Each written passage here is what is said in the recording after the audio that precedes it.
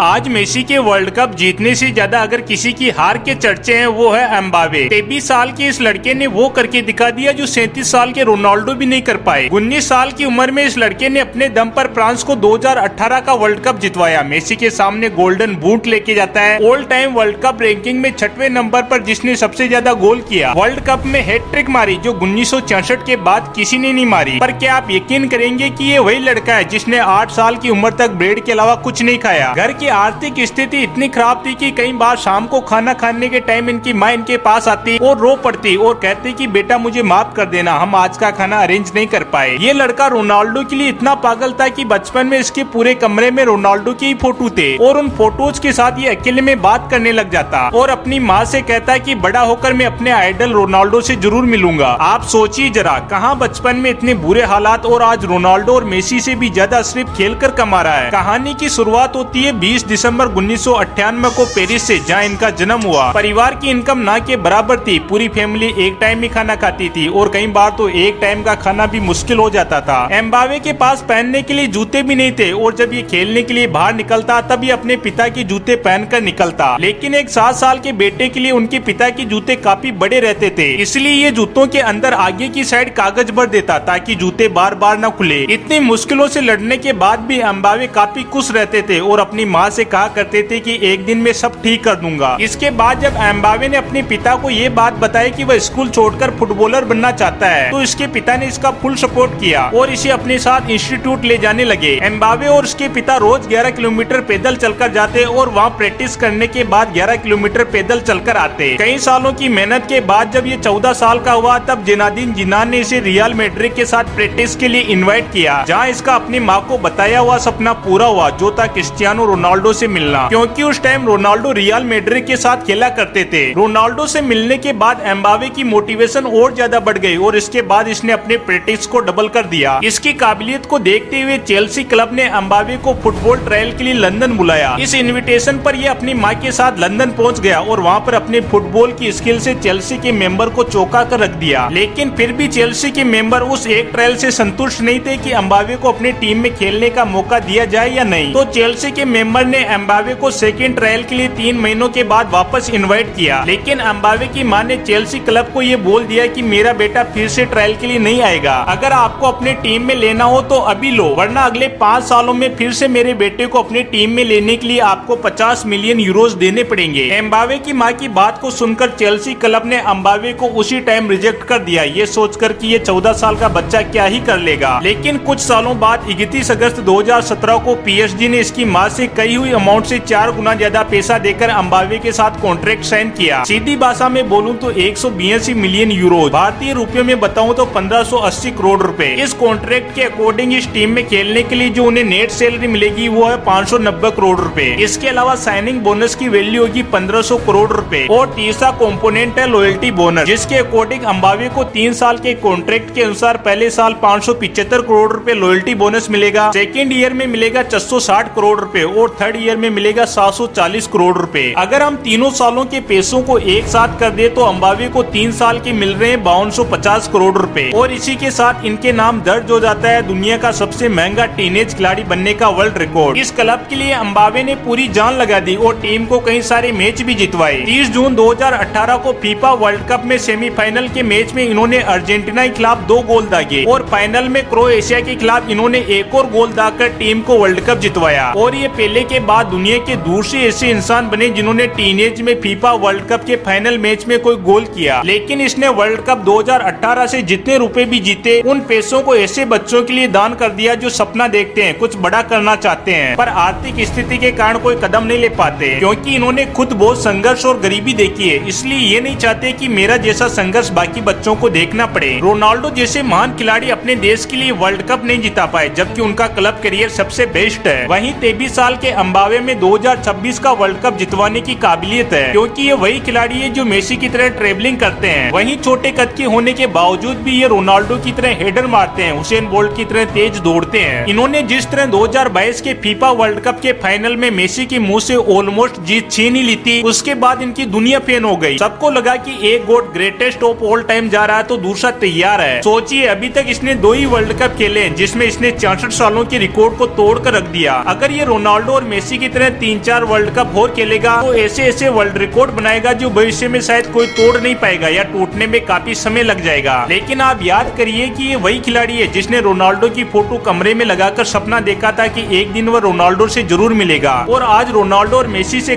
कंधा मिलाकर लड़ाई करता है। 2022 के फीफा वर्ल्ड कप में मेसी के पास बेस्ट गोलकीपर मार्टिनी था, बेस्ट मिडफील्डर थे, लेकिन फ्रांस के पास सिर्फ एम्बापे था और उसने वो करके दिखा दिया जो खुद मेसी भी नहीं कर सके। और एक यही कारण है कि फ्रांस के राष्ट्रपति और अर्जेंटीना के गोलकीपर भी अपने आप को नहीं रोक पाए। मेरे हिसाब से मेसी वर्ल्ड कप जीतना डिजर्व करता था, पर एम्बापे वर्ल्ड कप हारना डिजर्व नहीं करता था। आई होप आपको वीडियो पसंद आया होगा। अगर वीडियो पसंद आया तो वीडियो को लाइक कर देना और कमेंट से बता देना कि आप अगला वीडियो किस पर चाहते हो। साथ ही चैनल को सब्सक्राइब भी कर देना।